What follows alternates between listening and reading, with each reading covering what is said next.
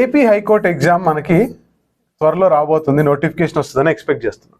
ఇందులో పొలిటీ ఎలా చదవాలి అనేటువంటి విషయంలో, అంటే మన రాజ్యాంగ వ్యవస్థ గురించి ఎలా చదవాలి అనే విషయంలో చాలా క్వశ్చన్స్ ఉండొచ్చు.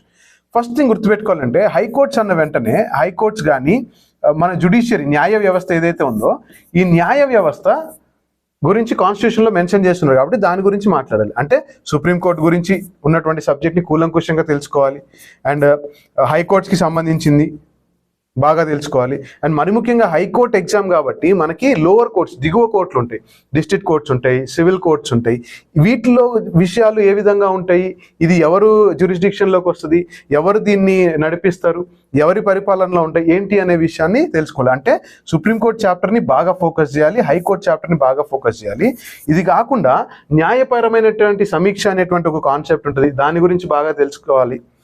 అండ్ న్యాయ వ్యవస్థ చేసేది ఏంటి, రాజ్యాంగాన్ని పరిరక్షించడం. సో రాజ్యాంగానికి సంబంధించినటువంటి టాపిక్స్ అన్నిట్లో కూడా మరి ముఖ్యంగా ఫండమెంటల్ రైట్స్ అంటే ప్రాథమిక హక్కులు, ఆ తర్వాత డిపిఎస్పీస్ అంటే ఆదేశిక సూత్రాలు చాలా ఇంపార్టెంట్ అవుతాయి.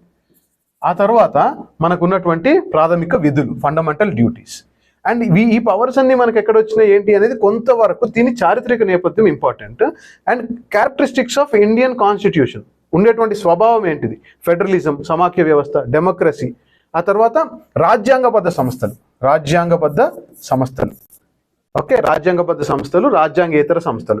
ఇవి చాలా ఇంపార్టెంట్ ఏరియాస్, అన్నీ చదవాలి, కానీ ఇవి ఇంపార్టెంట్గా ఫోకస్ చేయాలి. ఎందుకంటే హైకోర్ట్స్ గురించి మనం ఫోకస్ చేస్తున్నాం కాబట్టి దాని పరిధిలో ఉన్నటువంటి విషయాల మీద ఎక్కువ క్వశ్చన్స్ అడుగుతారు. ఈ విషయాన్ని గుర్తుపెట్టుకొని మీరు ప్రిపరేషన్ చేసుకోండి.